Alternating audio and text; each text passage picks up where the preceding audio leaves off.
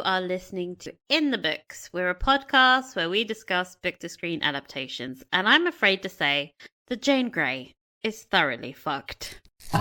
Yeah, she is. I'm Michelle. You can find me on the Instagrams at Musings. And I'm Rita, and I'm at Annoying Rita, also on Instagram. And we are back to discuss episode 6, titled I Feel Free, which is a 1966 song by Cream. Or as I know it. Bum, bum, bum, bum, bum, bum, bum, bum. And then in the background you get, ooh. That's like, I didn't know this even had lyrics. I'm shocked to learn. Oh, God. Continued 3 cheers for the soundtrack of this show.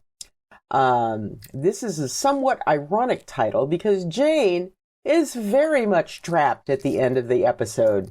Anyway, this episode was directed by Stefan Schwartz and written by Alyssa Lerner. So let's give you a recap.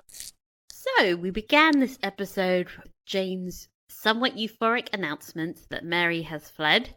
She wants to send an army to find and capture her enemy, but this is Tudor England, and there's no such thing as a professional standing army. You know who invented that? Oliver Cromwell. Somewhat ironic, really. Anyway. Yes.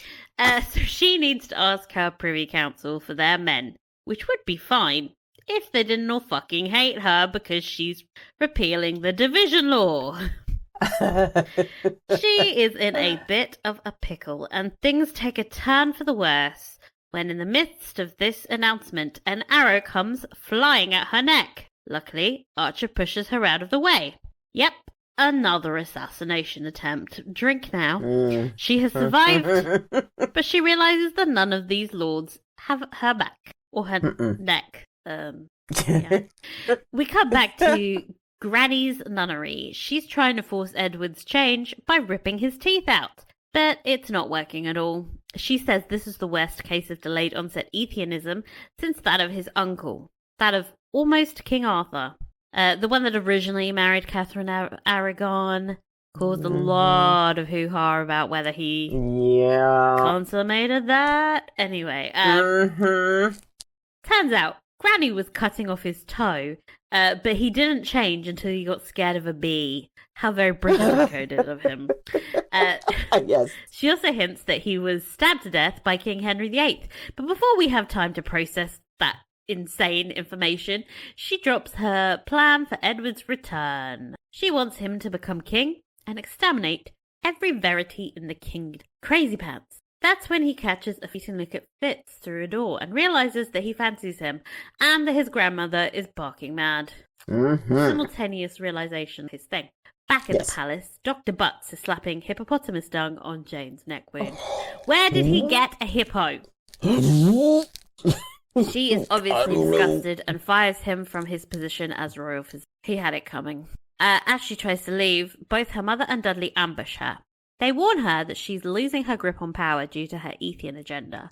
Half the court have already fucked off back to their estates, and the other half take their cues from the Duke of Norfolk, who is moments away from leaving himself. As Dudley puts it, no nobles, no soldiers. No soldiers, no crown. No crown, no bueno. Yes. The narrator asks us if our plucky heroine will unite the kingdom without risking her neck. My money's on no. Back in the council chambers, Jane announces that she is completely fine now and is in fact so confident that their armies will find the traitor Mary that she has decided to host a tourney. You know, jousting, games, and a feast. Their attendance is, of course, required, and so she has trapped the noblemen at the palace for at least a week. At nightfall, she heads to the stables to meet up with her husband, the horse. But when she arrives, she sees he is gone, and his groom explains that Guildford has left to find a cure. Our Jane is heartbroken and cries as she heads back, all by her lonesome, to the palace. Does she not have a god? What? You've been... How many assassination attempts does she need before she takes her security serious? Siri, yeah, it's just... Oh. Well, Jane goes to see her father-in-law, who she accuses of raising his son to feel ashamed and defective instead of supporting him the way he should have. Dudley dismisses her and insists that Guildford will come home normal and she will be glad of it. As if on cue, we cut to Guildford, who is traipsing through the forest, accompanied by last week's Ginger Ethian menace. Guildford is in a hurry to get the cure over with, but Ginger Man tells him just to relax. He'll have him back with his wife in no time. I, of course, am skeptical about that. He just has the scent of a snidely whiplash twisting his non-existent mustache. Back over at Granny's nunnery, it's nighttime, and Edward is trying to escape when he runs into Fitz, who he threatens with a butter knife. He asks him who he is exactly, and Fitz explains that he is a whole bunch of things. Actor, thief, dishwasher, but mostly he's just a guy who realized Edward was the king and was trying to get a reward for rescuing him. This seems to disappoint chivalric ideals, but needs must, and he offers to pay him in exchange for help. It's dinner time back at court, and desperate to get the attention of her crush, Catherine sends her little sister off with a note. It's so very high school. Meanwhile, Francis is flirting with a rather intimidated Lord Scrope, who awkwardly recites poetry while Francis leers at him. Like, literally. She's staring at his dick. She invites him to her chambers for a confabulation, but Lord Scrope is overcome and leaves the room, if you know what I mean. This is when she receives her own love note from Stanley, of course, but she cruelly burns it in front of him. Back at the nunnery, Edward and Fitz are sneaking about the corridors trying to make their escape when they're caught by a rather scary-looking nun with a face scar. Edward attempts to flee, but stops in his track when he realizes this nun is holding a fucking flail, which is a medieval weapon with a spiked ball attached to a chain. Popularized in Kill Bill. Anyway, Edward finds a fire poker and defends himself with rather impressive display of combat skills. The scene is amazing and cannot be described adequately. Edward eventually gets trapped though, and while he's being strangled by the nun, Fitz appears and whacks her over the head with a frying pan. Just cash. So, as you do. The nun is out cold, so they decide to get the fuck out of there. We then cut to Jane. It's the morning of the tourney, and she is pushing through her heartbreak and dressing for the day. There is an ominous flash of lightning and a large crash of thunder.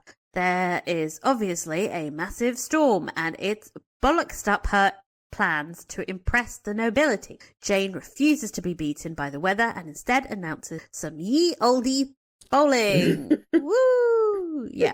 In the palace hallways of all places. The game involves a ball, a frying pan, some weird pins with a crown on top of it. I mean, it makes no sense, but the narrator tells us just not to overthink it. Remember, these people drink wine for breakfast. So, fantastic. Jane asks Lord Norfolk and Archer to play with each other, but they refuse. Instead, they end up playing against each other, and the stakes are very fucking high.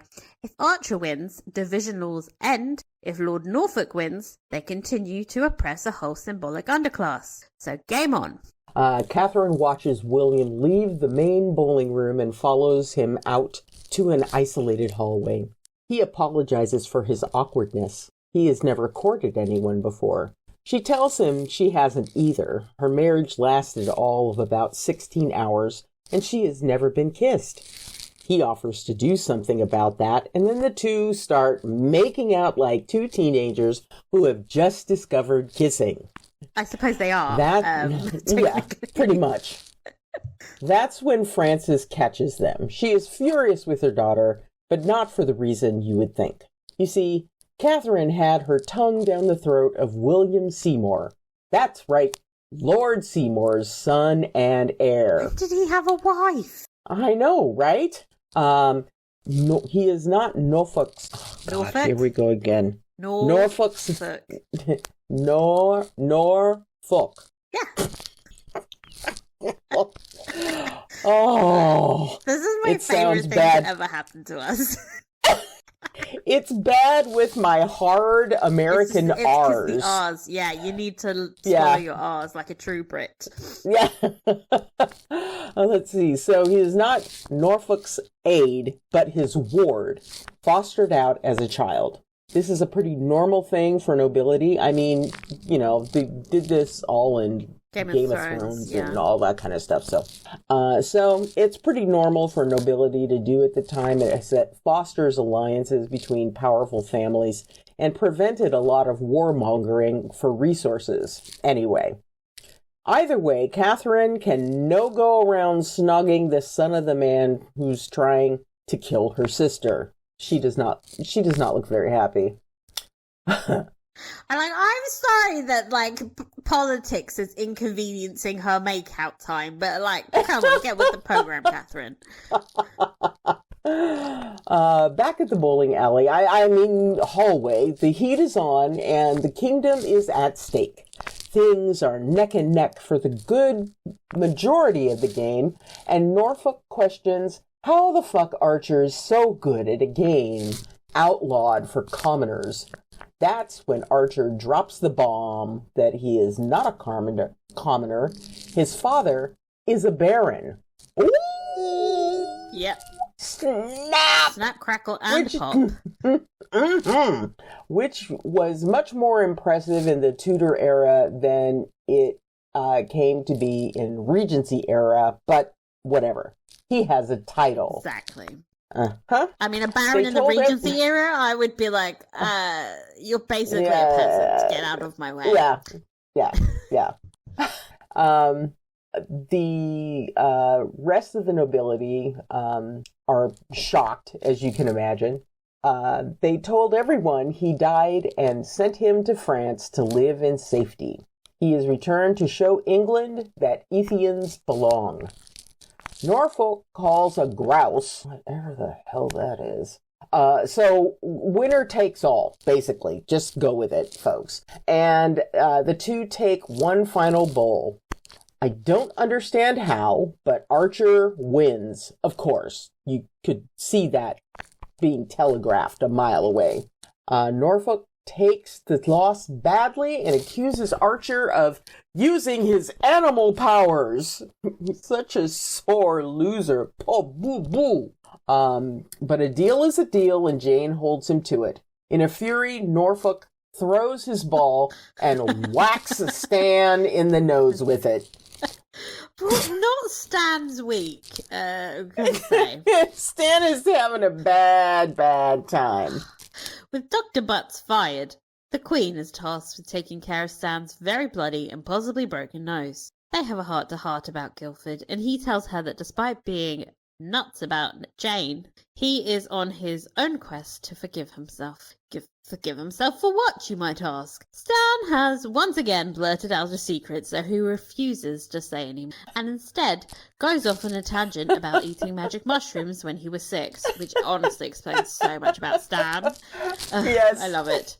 They're interrupted by the arrival of Lord Scrope, who asks to speak to Jane privately. He begins by explaining that he had planned to do this later, but given her distressing political predicament and the advice of his astrologer, he's decided to offer his hand in marriage. Jane literally says, "Fuck me," and is courteous and reminds him that she's already married. Remember? Yeah. Lord Scrope tells her that her mother has promised him that Guildford is never coming back. How could you possibly know that, you ask? Well, Jane goes to confront her mother about that. Frances tells her, while she's been playing with her new pet beasts and planning a stupid tourney, Mary has been gathering her forces. So, Frances has done what she had to secure Jane, one of the largest armies in the kingdom. Frances slips up and tells her that Guildford has abandoned her for a cure. Jane never told her that. Jane realises that her mother has set Guildford up. She sent him on a wild goose chase for a cure and was planning on getting rid of him permanently. Stanley overhears this and looks very horrified. Crush dashed. We then cut to Guildford, who's still in the forest with the ginger bloke. Honestly, every time we cut to that fucking forest, I was like, can we get on with it? I know it's not going anywhere positive. Finally, we do. So, he went for a bit of a nap and woke up chained to a tree. Oh, Guildford. Around him, Guildford sees the severed body parts of other Ethians. Yeah. It's all become very sore up in here. He yells at the ginger bloke to untie him, but he won't. He is told to wait for the beast trader in a very ominous tone. Oh dear. Back at the palace, Jane is saddling a horse ready to chase after Guildford. His groom assures her that this is not her fault. Apparently, Ethians killed his mother in front of him, and that is what spurred his quest for a cure. The groom offers to go look for him in her stead, and so she missed her opportunity to escape. Yeah, like, meanwhile, just let her fucking leave the palace. Yes, please. Problem solved. Anyway. Meanwhile, Guildford is begging for his life. He has to see Jane again, and if they wait there any longer, the sun will rise, he will change, his horse's neck will be broken, and he will die. Ginger Bloke wryly responds that he will have his cure then. Oh. I find that a bit funny, I'm not gonna lie. Damn you, Ginger Bloke, you have good comedic timing. Yeah. But not to worry, the beast trader, who we learn is a she, is always on time. Well, Guildford pretends to give in to his fate and asks for one last drink. But as the ginger bloke approaches with some wine, Guildford knocks him out and steals the keys. He manages to get his hand shackles off before the ginger dude wakes up and throws away the key for his neck. Arguably the more important of the two. I mean, I would have started with that, you know? Yeah.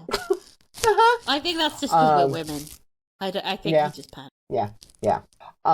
Anyhow, Guildford legs it through the forest, panicking because dawn is about to break.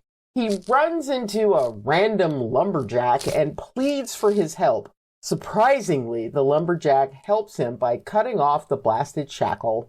And before you can say, that was close, Guildford has transformed into a horse and is galloping madly towards Jane. That horse was fucking booking it, man. He was like, fuck this hill. I'm over it. On to the next hill. Back at the palace, Dudley barges into Jane's room to tell her that Norfolk and Scrope have absconded. She has no allies left and no army to protect her, which is a bit of a problem because Mary has been sighted on the London road with 10,000 men. Jane runs to Archer and begs him for an army of Ethians. Archer is no fool. He says he refuses to send his friends to be slaughtered and tells her he has made other plans. Oh, fuck. Are we going to meet Mary, Queen of Scots? Please! Anyway. That would be awesome. Jane asks him why he has been toying with her all week then, and he does some more smoldering eye glances at her. Can everyone please keep it in their pants? She is still married! I have one furious horse who has something to say about all this flirting. For real. Meanwhile, Francis catches Stanley fleeing with all of his possessions and asks him what he is doing. Come on, Francis. Come on. He tells her he's ignoring her. He knows what she did to his brother, and he thinks she's nothing more than a murderess. Yes, because we have to genderize the act of God forbid. Francis points out that actually he was the one that told her about Guildford in the first place, but he ignores her and saunters out. This sets Francis off in a panic, because if Stanley is fleeing, then they probably should too. I mean, he's obviously the last person. So, she grabs her daughters and heads to the council chambers, where she finds Jane signing her decree disbanding division. Her mother begs her to leave, but Jane is fully in denial and thinks everything can be saved by the arrival of Lord Norfolk. Yeah, That's when Lord Seymour and his kingsmen enter and start arresting her family. Frances Whoops! just has time to help her out of the room. Jane flees out of the palace and across the drawbridge while the cool part of the chain begins to play.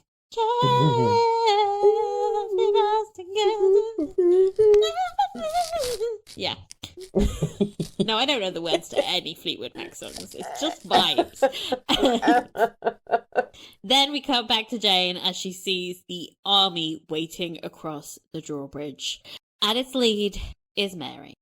She's fucking trapped. Lord Seymour and his guards are behind her, and Mary and her army are in front of her. She looks scared as the narrator announces, Jane Grey thoroughly fucked. Yes. Okay. What's our hot take about episode 6? I thought it was good. On the second watch through, I found myself kind of going, come on. Come on. Get out of the fucking forest, Guildford. I'm tired of this. But I thought that it was enjoyable. I enjoyed watching the show. But yeah. I miss seeing Jane and Guildford together because their chemistry is so freaking awesome. But I liked it. How about you? Yeah, I mean, I think this episode made me so frustrated because I just hated not being able to see the next episode. I was sort of like, I was like, come on. I want to see what happens next, and it was so frustrating. The cliffhanger was really good.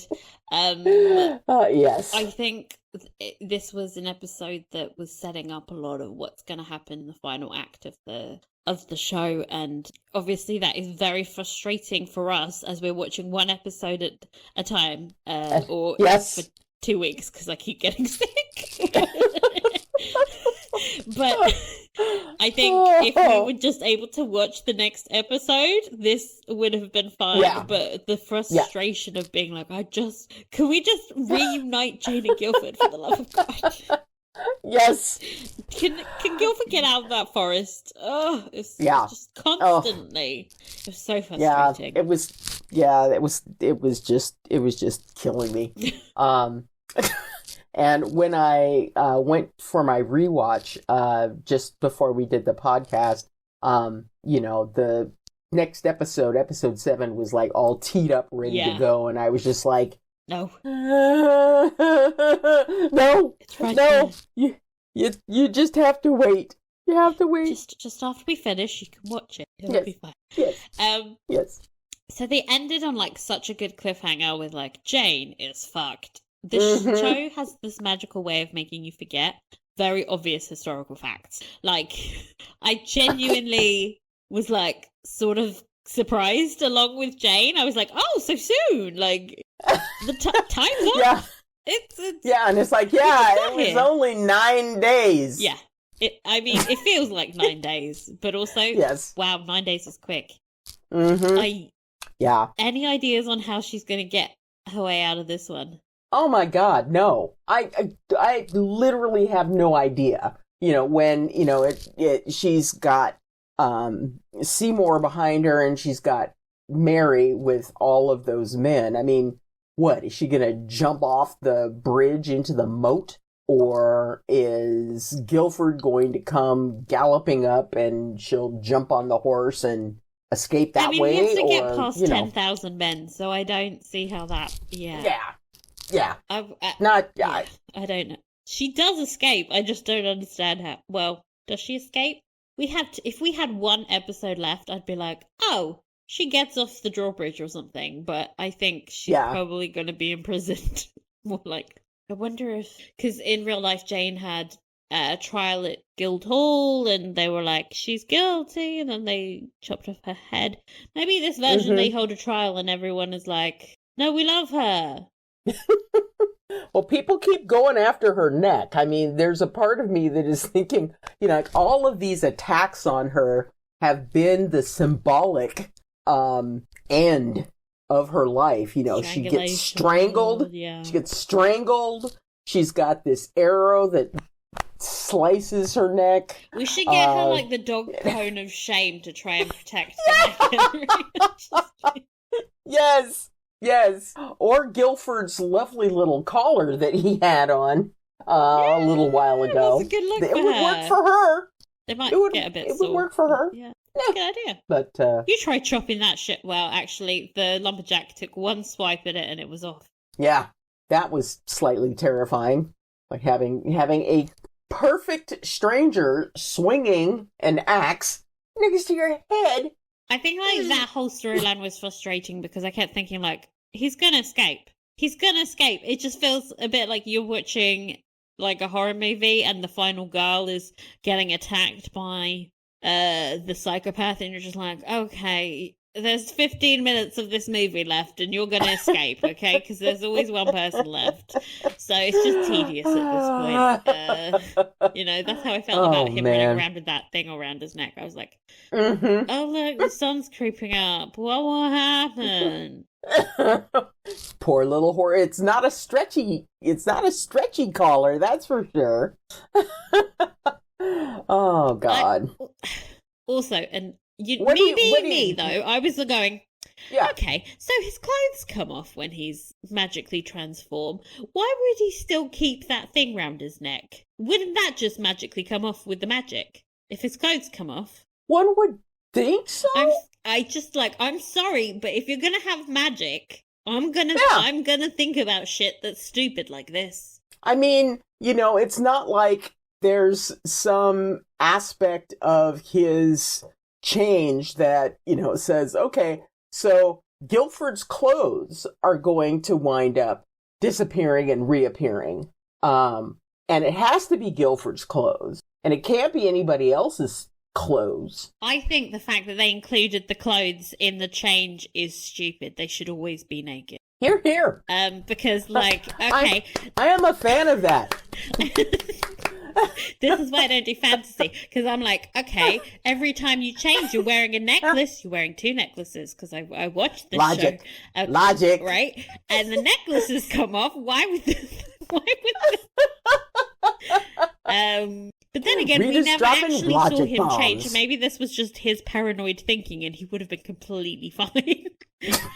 We never know for sure. But then actually, we saw all those dead bodies with the Ethians that had changed. Yeah. Oh, yeah. This is why I hate fantasy shows, Michelle. I'm like trying to look for logic where there is absolutely none. What are the rules of this imaginary world? Oh, gosh. I love, like, this is the thing that bothers me. Like, they made a whole bowling game with a frying pan, and I was like, yeah, it's fine. Yeah, but something about Guildford's storyline was just like, ugh. Oh, anyway. It was silly. And that horse, like I said earlier, that horse was flat out running. I've got to the point where I like every time I see a horse, I'm on the show. I'm like, is that him? Like when Jane, is it anytime she sees a horse, I'm like, is that him? Like I can't tell horses apart. It's one of my. What if he's like actually? We think. Well, we don't know what the timeline. What if he's already like in the palace as a? Who knows? I mean, that would have been like the perfect hiding spot, Right? Just like show up in the stables, like, hello. And you can spy on everyone as a horse, and they'd never find him. Exactly. Okay. Also, one of my other bonkers theories, right? The fact that we got that random dude in the woods helping Guildford for no reason when he learned he's an Ethian. Like, you would expect him to be like, no, get away from me, the Ethian scum. And instead he helps him out.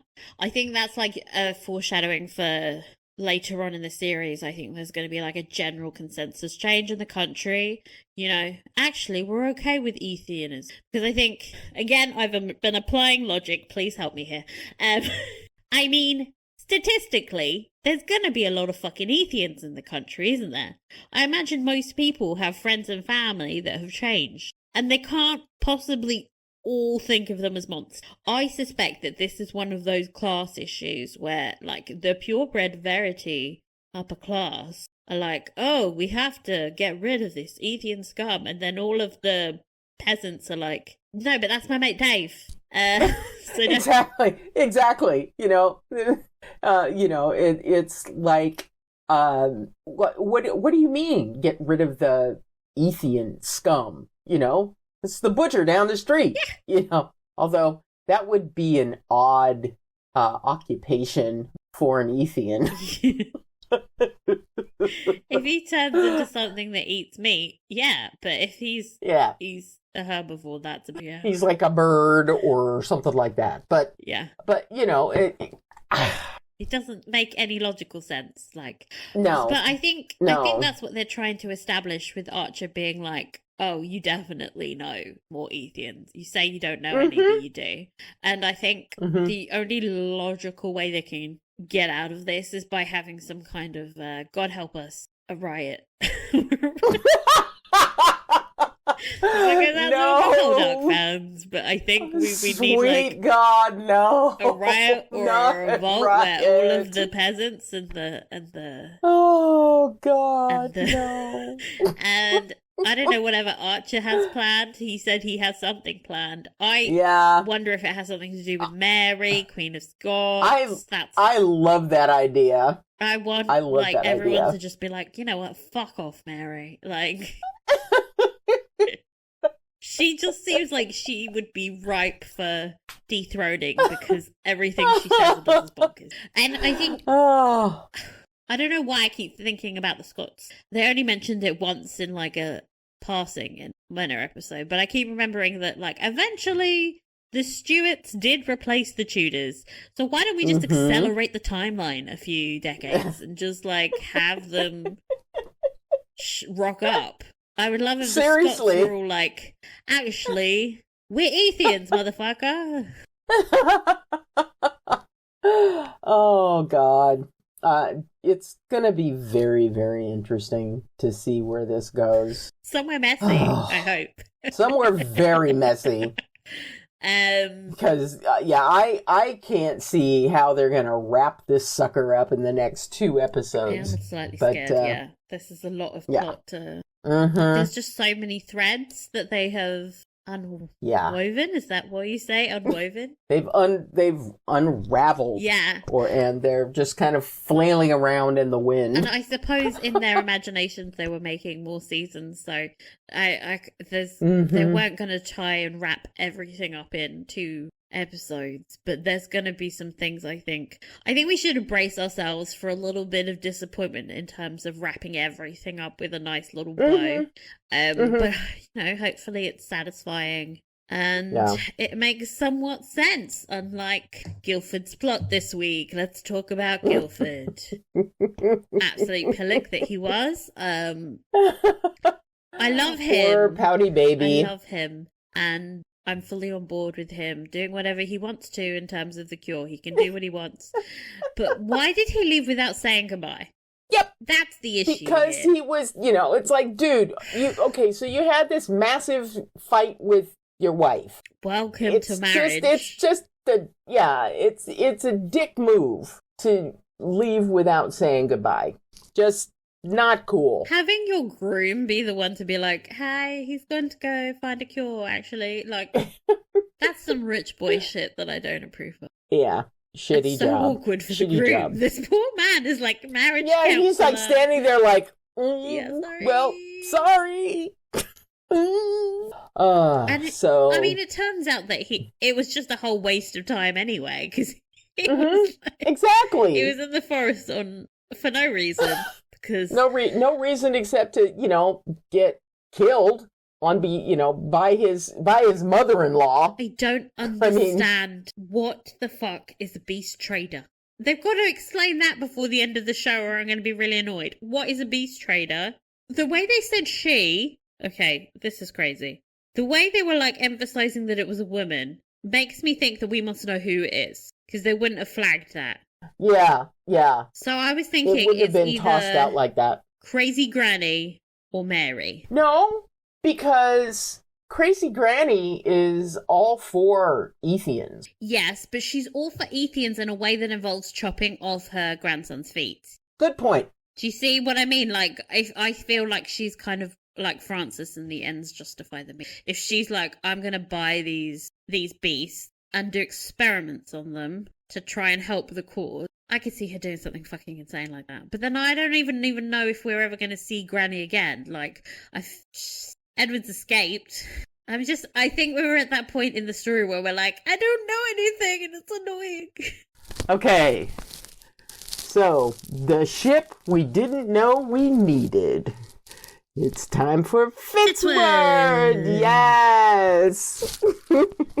Edward and Fitz. The sweetest of all Oh my gosh, plots. it was so adorable. I love them so much.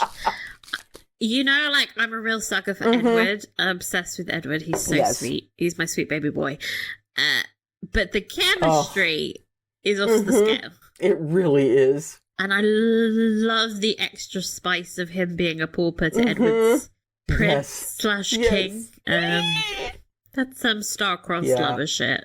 Oh, I love Fitz. Fitz has like a pretty strong East London / Essex accent, which I find pretty adorable. It's not one that you hear on in period dramas very much. He's so sweet. They're so cute. They're just good times. You know, like, all positive vibes. Apart from another attempt to kill Edward. But he survived. It was fine. Edward did pretty well for himself, you know? Of course. You know? He got that training just like Jane did. But yeah, that was just a... I want more. I have questions about, like, is this society homophobic, though? It's very, like, you know, like, I just started, like, I don't know why, but 6 episodes in, I'm like, wait, can they actually be together, though? Like, what's going to happen? Wait, I started thinking about the implications of this. But you're trying to apply logic again. I should not. Yes. Whatever happens, well, if they can't be together, he can just not become king again. He can just run off into the sunset. With his little kitty. Oh. So cute! It's so sweet. He has amazing curls as well. Who's doing Fitz's I don't know, hair? man. And can they drop the routine? Because those curls were flawless. They were, they were natural. looking really, really good for a peasant. Really well defined. Very shiny. Curl pattern. You know, the highlights were rocking. You know. Yeah. Good for him. You go, kitty. He is definitely cleaner than Mary is. That's for sure. For damn sure. So storylines. Once again, going to complain about Archer and Jane's chemistry. Seriously. What the Seriously, fuck? they need to stop that. Why is every Ethian she encounters ready to, like... You know. Yeah. They're down bad for her. Yeah. There's just constant eye fucking this episode. Can we calm down? Those two... I'm not that I wasn't into it, because Archer's fine, but she's a married woman, okay? Yeah. All you people need to just step back. She got a ring on it. I mean, I'm very thankful that he saved her life, but did he have to do it in such a romantic way? I mean, calm down. What on earth is going on with Emily Bader that she is bringing out these performances in everyone? She's just divine. I mean, she is, but come on, married lady. Ugh. Rein it in, people. Jeez. Speaking of horniness, Catherine and William. Oh my goodness! And I mean, and that was a snog. I mean, that went on. That was several snogs. Yeah, I mean, you know, after watching too many K-dramas, I find myself getting a little overwhelmed with. You're like, oh my god, with these like serious kisses. I mean, good grief. Especially first kisses. Ooh. I find that if I watch a K-drama that's a little bit more spicy and they suddenly start, like, kissing properly, I'm, like, scandalized. Yes. I'm like, are you allowed to do that? But, like, if it's in the right context, I'm like, yeah, go for it. Anyway, sorry about the tangents, folks. Sorry. Catherine and William were they had this vibe of like really sweet, awkward little teens. Then as soon as they're able to, they were like, bow, chicka, wow, wow, wow, wow. I mean, they were going did for you it. see William when he had an opportunity to flirt? He was like, well, let's take care of that. Yes. You've never been kissed? It was just like, He's got game. It's like, well, Are you sure you've nenever courted anyone before, William? Because you've got some mad riz, as the youth say. As the youth say these days. But yeah, that was pretty damn smooth. That was good. And then like the abrupt turn into your mum's there. Yeah. Well, and Catherine is the one that jumped him. I mean, she was just like, oh, okay. She was being the assertive one. Yes, indeed. Giving love notes and quoting Plato. What do we think of the reveal of him being Lord Seymour's son? Because I did not see that coming. Me neither. And I was like, oh, God. Complications. Complications everywhere. Just... It was all going too straightforwardly. There had to be a wrinkle. Of course. It couldn't have just been, like a lovely new court relationship. No, she's got to get all messed up with the son of the guy that's trying to kill her sister. Shit. I'm sorry, but is Dominic Cooper old enough to be playing a teenager's dad? Am I old? What's happening? I don't know how old he is. I have no idea. Let's Google Dominic Cooper's. I think he must be about 40. He could have a teenager. I mean, if he got started early. I know, but I don't want to think about it. Wait, age. He's 46? What? How? He does not look... I'm sorry. What? Okay, yeah, he is old enough to have a teenager. Rita's mind is blown. I'm sorry, I thought he was like 30. What the fuck? When did that happen? Oh, goodness gracious. Poor Rita. Shocked and appalled. Shocked and appalled. They're gonna start getting, like, Aidan Turner to start playing dads now, and I'm just gonna be like, this is... No. Well, he is a dad now, but, Yeah, but, like, I mean, like, teenage dads. Teenage dads, not babies, yeah. But, dad joke dads, not, like, baby dads. Oh, God. Oh. I'm gonna need him. I'm gonna need the fainting, the fainting chaise. Okay, so yeah, just the fact that he's got a son is weird. Yeah. Never, I can't believe I saw the turtle thing coming, but not this. This is. Well, he's been chasing after Mary so hard. It didn't even occur to me that he had a wife. So, that's... Oh, he had a wife. Yeah, that was I assume his wife's dead. He wouldn't be like... Because he's always talking about how he's going to marry Mary. Yeah. I assume the wife is now dead. Wives die in childbirth a lot. Pretty much, she had William and then kicked the bucket. As you do. Back then. God. That's why I never want to be in the past. No. No access to... Well, we're not doing much better now with access to... Yes. Reproductive health, but, But back then, you had the whole no bathing thing. People were bathing. I'm sorry, this is just a weird Mary thing. People were bathing. They just weren't bathing every day, okay? Oh, God. Well... we've got wildly off track again. We need to talk about the character growth we had of Stanley, who has now suddenly redeemed himself in my eyes. Yes, same here. Yeah. I mean, he's... fairly useless, but love him. Yeah, I mean, I love the fact that, he is doing his best to get over Frances, because, it's clear she doesn't give two fucks about him. I thought that was the entire appeal, though. He can't suddenly be like, oh, no, I'm horrified. She doesn't like me. I thought that was... I think for him, that was initially the appeal, but, he's fallen for her strength and beauty.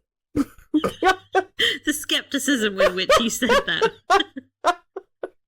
Beautiful. No, but I assume he's gone through the trajectory of most of my relationships where you fall for someone who's emotionally unavailable, then you fall too hard and you go, wait, they don't fucking like me back. What am I wasting my time on this for? This is just painful. Yes. And then you walk away feeling hurt and betrayed and being like, I never liked you that much anyway. Yes. Goodbye forever. I'm going to find my brother. I'm going to flounce. He did do a lovely flounce. He's so good in everything. Oh, God. I love him. He's a delight. I mean, the bit where he got hit in the face with the ball, I was like, yes. I think this episode I started to relate to Stanley. Where everything was just going to shit. Yeah. And he was trying his best, bless him. Poor thing. I love that he's like, I will put up with a lot emotionally, have you completely destroy me, ignore me, belittle me, be humiliated constantly. But the one red line is you will not kill my brother. Yes. Do not cross that line, and bitch, you crossed it. Oh my goodness! I think he could sing Meatloaf's "I Would Do Anything," yes, but I won't do that. Do that.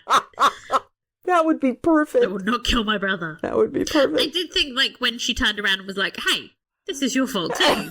I was like, "That's an excellent point, though." You did tell her. Yes. If it's not the consequences of your own actions, Stanley. He's trying to forget that. Doing his best. Not gonna work. Yeah, it's not gonna work. Okay, Granny. Yes. Granny is bonkers. Granny is bonkers. Yeah, she's crazy. I love this actress. She's incredible. I thought her little info dump about how Arthur got killed by his brother was hilarious. Yes. Just like, whoops, that's left out. I think that we've got like an interesting counterbalance to Mary's bonkers anti-Ethianism in Granny's anti-Verityism. Yes. I think that's just perfect. Like, we've got these two crazy women. And I think it's just a really smartly done premise, because like it's a perfect reflection of how these sort of issues always play out with like people radicalized to the two extremes. So of course, if you've got somebody who's like, I will exterminate the Atheisms, you get the polar opposite of I'm gonna get rid of all the verities. Like, it's just par for the course. Yes. And Granny, she's insane. She's pulling out people's teeth and cutting off toes. She's nuts. She's absolutely nuts. But I really do love the way that they have managed to include this character into the storyline. I mean, just sitting back and reflecting for a moment about how they've managed to tie in all of these individuals from Tudor England into this zany plot, and to weave in, just enough historical context to make it even that more funny. Just incredibly skilled writing. That it is like they did it like a drop, like that line about Henry VIII killing Arthur. It's maybe like 5 seconds of the show. It adds absolutely nothing to the plot, and yet it builds the world that we're inhabiting so well. Of like, I mean, Henry VIII's kind of fucking bonkers in real life, but in this version, he's even crazier. Yeah, it's just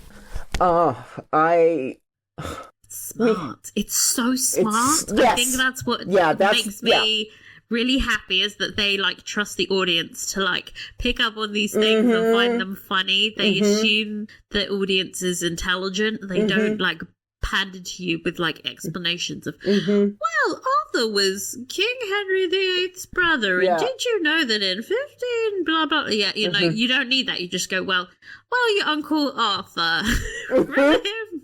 Yeah, and I have such a great appreciation for what they've managed to achieve with this series. When you think about the number of characters, the world building they have to do with all of the verities and then all the history as well, like, it's really fucking complicated, this world.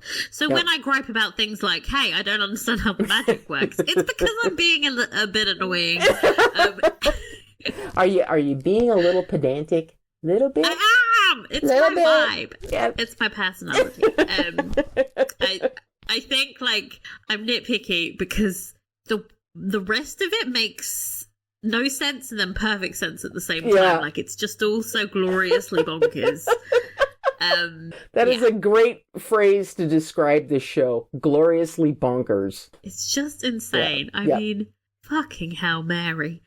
I mean, I hope that somewhere, like, if heaven is real, which I don't think it is, but Mary the First is watching this showdown. Like, what the fuck?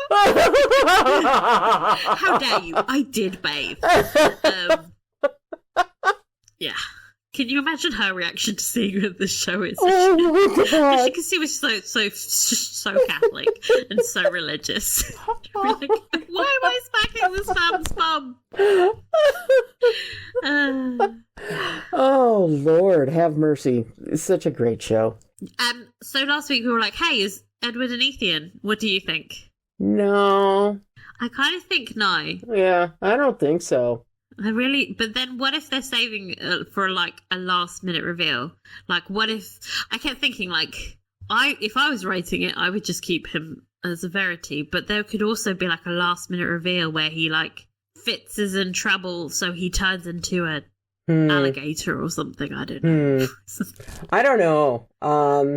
I think if they manage to bring that about, not necessarily that plot point, but to bring about his Ethian reveal, it's going to be one more very interesting aspect for this show. I just feel like everyone's a fucking Ethian then at this point. Yeah, my guess is there are far more Ethians than there are Verities.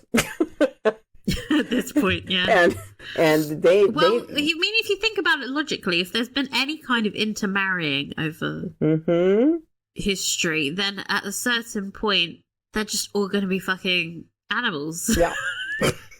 That's just genetics, right? Yeah. That's how that works. Yeah. I would also just kind of like him to be a Verity, because I think there's the weird pressure that he got to be an Ethian sort of mirrors the pressure that we have for the Ethians to be Verities. It would be nice if we just got like a parallel of like, hey, he's not able to turn into an animal, and that's okay too, okay? Let him just be.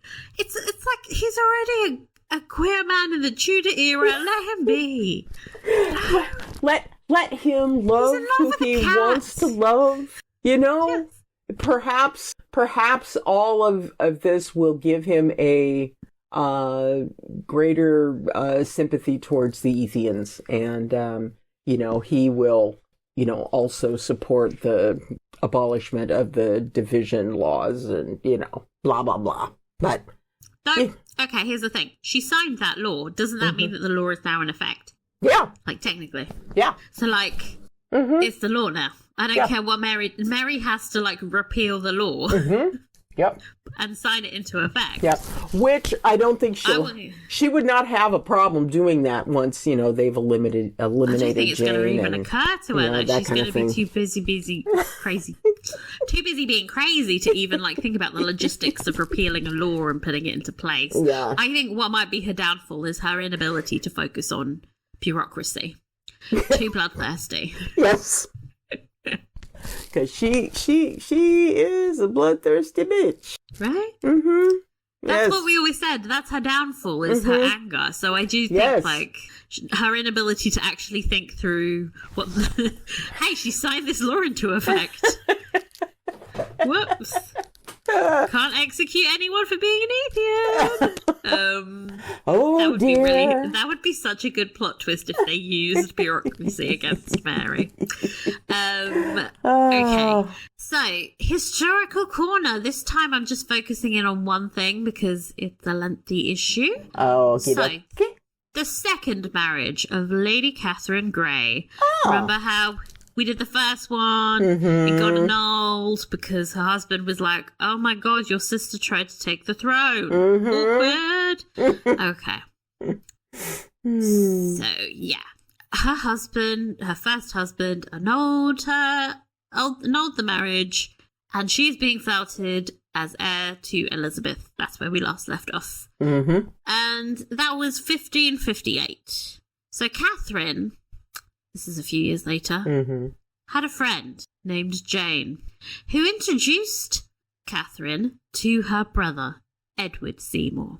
In the show, she's snogging William Seymour, Lord Seymour's son, but in real life, this is a whole ass different person she marries, okay? His name is Edward. Boy. So, without royal assent, which you absolutely fucking need if you're in line to the bloody throne, Oops. Catherine married Edward in December 1560 during a secret ceremony at Edward's house in Cannon Row, where Jane Seymour, the sister, was the sole witness. Heavy emphasis on sole. Soon thereafter, the Queen dispatched Edward with Thomas Cecil on a grand tour across Europe for the improvement of their education. Rich kid shit. Yeah. Edward provided Catherine with a document that would, in the event of his death, enable her to prove the marriage and inherit his property. But, apparently, Catherine lost the document. Oh, Lord. Dumb girl shit. Ugh. Thus, after Lady Jane Seymour died of tuberculosis in 1561... Just a year after the marriage. Just a few months. Oh, yeah. Well. Because they were married in December, babes. This is like in the new year. Catherine was unable to prove that they had ever been married. She's lost her witness. She's lost the document. She's fucked. Catherine concealed the marriage from everyone at court for months. But it really was only a matter of time before they found out because, of fucking course, she was pregnant. Of course. She waited until her 8th month of pregnancy while she was in progress with the royal court in Ipswich, and she decided to ask someone to plead for her with the Queen. So Catherine went to her late sister's brother-in-law, Robert Dudley. Okay, remember? Robert Dudley doesn't exist in the show, but he is a brother of Stanley and Guildford, theoretically. And notoriously a favourite of Queen Elizabeth, if you know what I mean. Yes. So, wink, wink, nudge, Catherine, nudge. visiting his bedroom in the middle of the night, explained her dilemma. Dudley, afraid they might be overheard or that he might be caught with a visibly pregnant woman in his bedside, told Elizabeth everything he knew regarding Catherine and her pregnancy the next day. Because, you know, you don't want to, like, piss off your girlfriend by making her think that you've impregnated someone else. Queen Elizabeth was infuriated that her cousin had married without her knowledge or consent.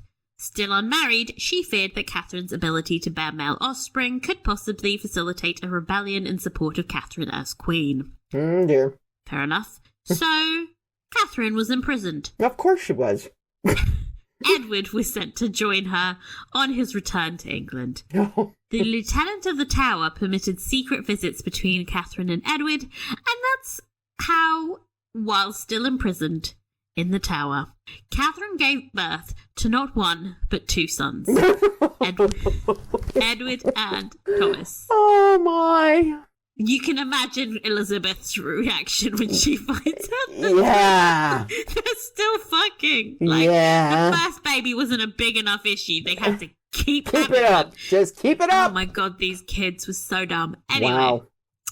In 1562, the marriage was annulled and the Seymours were censored as fornicators for carnal copulation by the Archbishop of Canterbury, which is like getting called out by the Pope. Yeah. This rendered the children illegitimate and thereby ineligible as successors to the throne. Okay, so. All right. After the birth of Catherine's second son in 1563, the enraged queen ordered her permanent separation from her husband and elder son. You know, fair enough at this point. Like, you've been fucking in the tower. Exactly. It's like, we can't keep you guys anywhere near each other. Catherine was basically under house arrest for the rest of her life until at the age of 27, she died of consumption. God. Yeah. Oh my God. And Edward...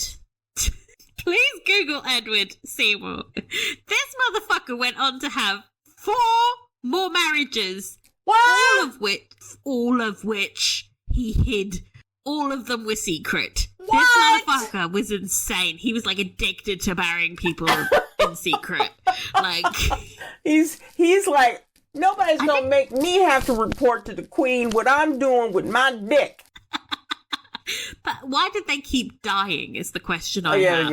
Yeah. It's all suspicious, and I don't find any of it romantic. I find it all very suspect. And it's like, I'm a little bit mad at Elizabeth, because, like, girl, let people get married. But on the other hand, these kids foolish.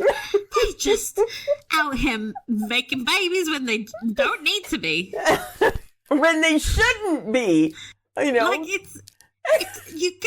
come on. Just pissing her off further. Yes, exactly. Like, Don't do that. Don't do that. So yeah, that's why I split this up into 2 parts. It's a lot of story. It's very drama. It's honestly, someone should make a movie out of this because, like, oh my god. Oh my god. William, don't be playing like Edward, okay? We have better hopes for you. Yes. Okay, favorite performances. I guess my favorite performance would be Emily Bader. Mm-hmm. God, she was on a roller coaster of emotions this week. Yeah, she was. Playing bowls, saving the country, nearly getting killed. Mm-hmm. Her husband left her. Then at the end, there was that cliffhanger where she's like, "Oh, I'm gonna die." Like it was really a lot for her this week. Yeah, it was. People kept proposing to her when she's married. She's like, really, honestly, enough of this craziness, crazy town. Oh gosh. She got to fire Dr. Butts, though. I mean, that's an episode highlight. Yeah, thank God, because, did you have a visceral reaction when he first put that salve on? Oh, girl, I shuddered. It's just from my head to my toes. I mean, it's going to encourage infections, if anything. Oh, yeah. Oh, dumbass. Just disgusting. Let me see. You? I thought Stan was great. This week. He looked like he was in genuine pain. Yeah. When he got hit in the face. Honestly, that was insane. I thought that Emily did an amazing job too. I really appreciated Catherine's little goofy teenage, oh God, I'm sending notes. Oh my God. I thought that was just completely charming. When her sister turns to her and was like, "He hates you." Yes. I was like, that was peak little sister. It was like, how relatable is that? Very. Very. But I thought that I thought the ensemble did a great job this week, with an episode that was, clearly a building episode. Yeah. So it was enjoyable. How about favorite scenes? Okay. Edward fighting the fucking nun. I mean... Yes! By the way, I learnt from the credit scenes that her name... Oh my God, you're gonna die. You're gonna die. Her name. Sister Forbearance. Honestly. Sister I love the Forbearance. Show. Oh. What the fuck? Oh my God. This show. She looks like something like it's straight out of a horror movie. Like with her scar and with her flail. Yes. Or a Bond Just- villain, you know? Yeah. Just the scar. And... She just needed to have stroked the cat instead of stuck it in a bag. Yes. Oh, God. That's hilarious. Also, the music in that scene, really was like giving. Yes. It was so funny. Yes. So good. I thought, I really loved that scene. I like the bowling scenes as well. I thought that those were really fun. Even though I didn't understand any of the rules. Yeah. The guy who plays Norfolk's reaction to, like, Yes. his facial expressions are really funny. Yes. He's got such a straight man role, but he's great. Let me see, what else? He was simple as hell, and I don't know why I like it so much, but the horse just booking it across the countryside. Just booking it! But every time we cut to horse Guildford, Yes. I find it so funny. Yes. Oh my God. Like, if you follow Edward Plumel on Instagram, he just keeps posting horse memes of himself. He's like me. It's so funny. It's so good. Oh God. Yeah. There were a lot of great performances. Great horse moments. Yeah, great horse moments. I thought That's another thing that bothered me about the scenes of them walking in the forest at night. It was like multiple days of them walking in the forest at night. Wouldn't it make more sense if they just slept at night and then during the day they galloped everywhere? Yes. He's a fucking horse. Use it. Although he did very clearly say, when asked if he could be ridden, Guildford said, no. Yeah, that definitely means we're getting a scene where she rides him. Oh my God. Please. That would be so awesome. That would be so funny. I also liked the scene earlier where we got Granny talking to Edward after she's pulled out his teeth like a psychopath. Oh, yeah. There's like this callback to him realizing two things at once. I've noticed that the show does a lot of those. They do like these motifs where they will repeat lines over and over again. So we got the one where he's like, he realized two things at once. We got that again. And then we got the earlier, I think it was in the previous episode, we got don't say what, say pardon. Don't say pardon. Say what? I love that. Oh, writers. We love you. We just love We're obsessed with you. Yes. Oh, gosh. Costumes, hair, makeup. I mean, before we get into the costumes, I just wanted to mention that Stephanie Colley, the costume designer for My Lady Jane, passed recently. So she had this amazing career. I've read the articles about her where she did costumes for Peaky Blinders and Black Mirror. One of my favourite movies, Lock, Stock and Two Smoking Barrels. Oh, yeah. She just did that weirdly bonkers looking movie, Argyle, with Henry Cavill and Dua Lipa, which is... Oh, yeah! What the fuck is that movie? Anyway, so she's had like this incredibly diverse back catalogue of work. I mean, doing Peaky Blinders, like it's like such a, like people talk about the costumes on Peaky Blinders so much. I mean, I've never seen an episode, to be honest. I mean, but I'm aware.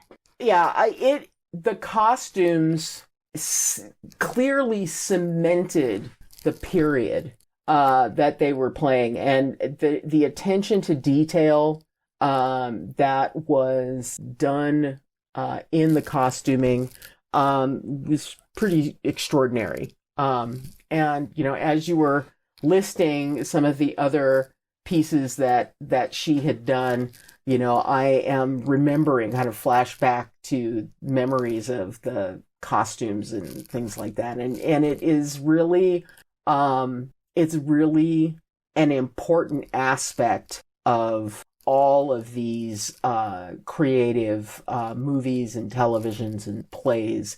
There is a world that is built when it comes to costuming, and it was very sad to learn her passing. I also learned that her husband died just a few months ago as well of cancer. Oh, dear. And the fact that it's so, like, shit, cancer. I hate you. Yeah. Yeah, God, there's it's so this heartbreaking. great big giant fuck cancer. Yeah. Fuck it. Yeah.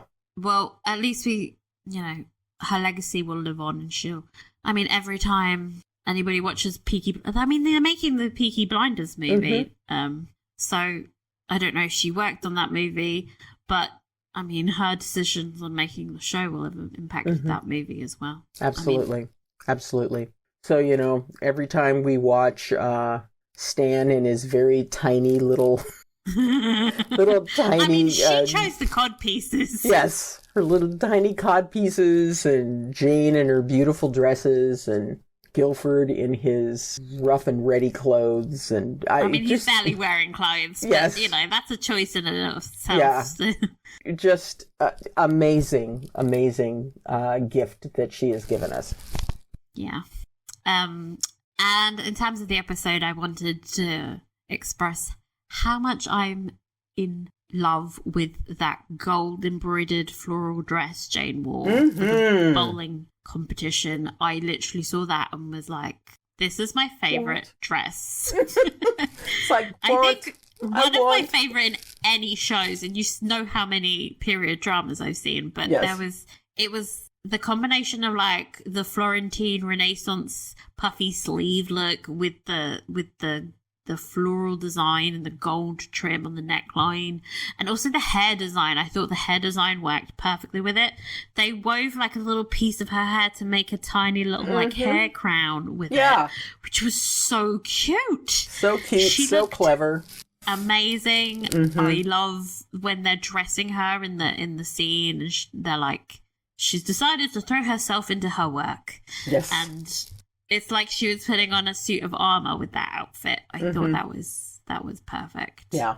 No, that was lovely. And I noticed that Francis's hair is looking more and more like the Queen of Hearts from she was like from Alice in Wonderland with the pins. The pins she was like pulling out of her hair was like, it was giving horror movie villain. I was like, no wonder she's always so angry. That must be painful. And I thought that Catherine, when we first see Catherine at court, she goes completely overboard with all of the pearls and the accoutrements. I thought she looked absolutely lovely in that blue dress. It helps that she's gorgeous, but yeah. Well, yeah, there's that too. But it's like she's finally settled down. she's found a reasonable. She's not too excited. Yeah, she's taken Coco Chanel's advice and removed at least one accessory. Yes. Yeah, good for her. I also really loved. This is a weird thing, but there was a lot of starch on the habits of the nuns, okay?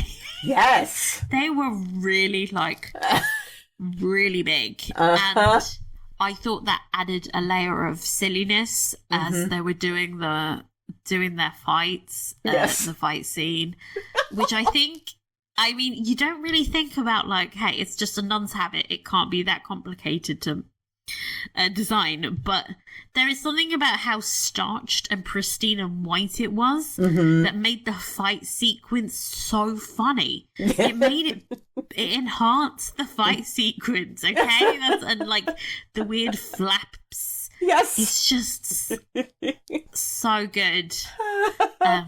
Yeah. Oh God, good. It was a lot of fun. Yeah.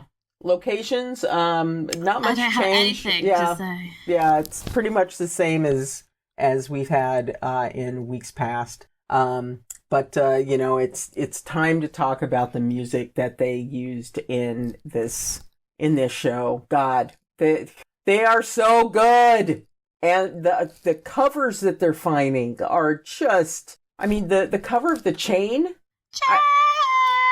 I wish we could have heard more of it. You really got me. So oh yeah. But you get the soundtrack. Yeah, Oh my God, this town with the Go-Go's when they're bowling.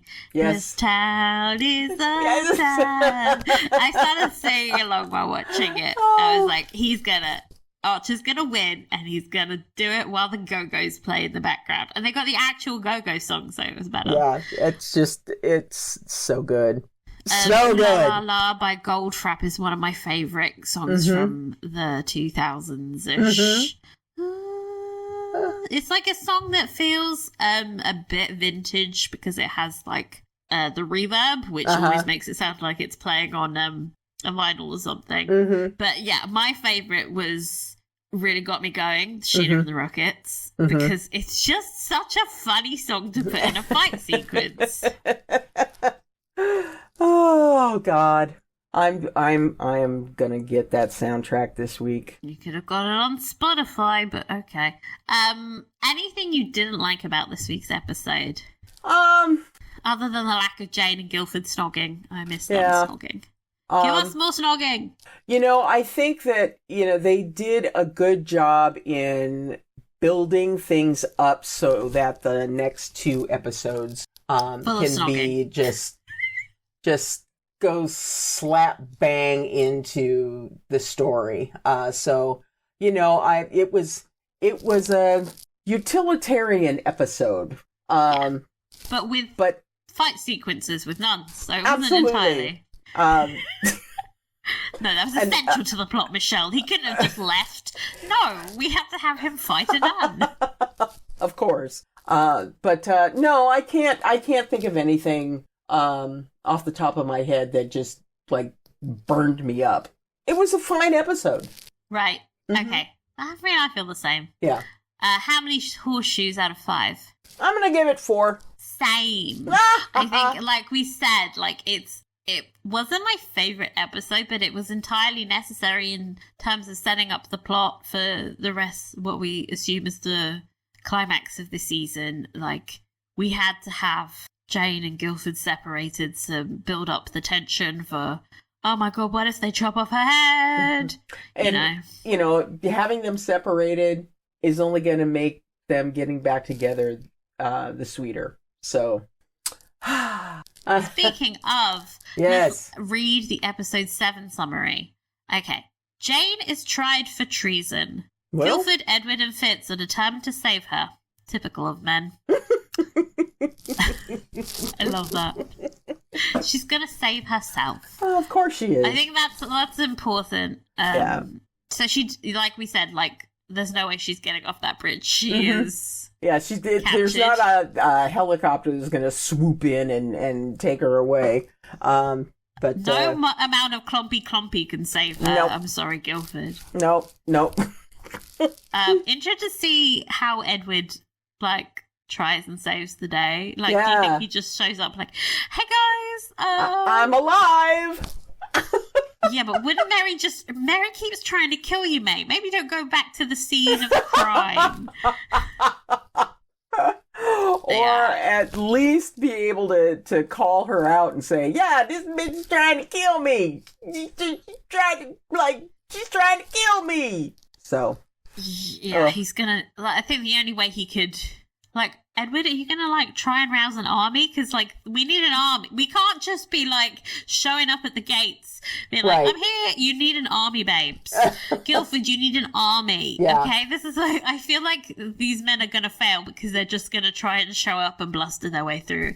Right. It's hey, Mary is fucking crazy. So this is why I think maybe Archer and his gang are the only people that can save her because. They have networks, they have people they can... This is why I want to riot, Michelle. Let's just riot. No! If Poldark has taught me anything, is that if you just riot... actually, it doesn't go well for them, does it? No, it doesn't.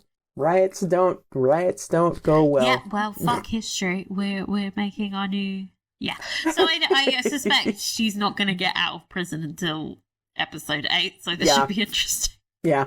So we'll have to buckle up for a court scene. So we love those. Not. It depends on the show. Again, we've seen too many on Poldark. I think Poldark has really ruined a lot of very important plot points for us. Can't look at the ocean. You know, the independent horse clompy I can watch. I think what I will do is maybe edit the clompy running over the hill thing so that it repeats over and over again. There we go. You know, like those YouTube videos that go on for 3 hours. Yes. Maybe make with that. You can just watch that as you go to sleep at night. Thank you, Rita. There you go. Well, gang, that's all for this episode. We'll be back next week discussing episode 7, penultimate of the show. If you want to contact us, you can do so. Email us at inthebooksnetwork@gmail.com. We're on Insta, so please follow if you want fun bonus content and updates on the podcast. If you enjoyed the podcast, please rate, review, and tell your friends. Thank you so much, and we will see you next time. Bye! Bye!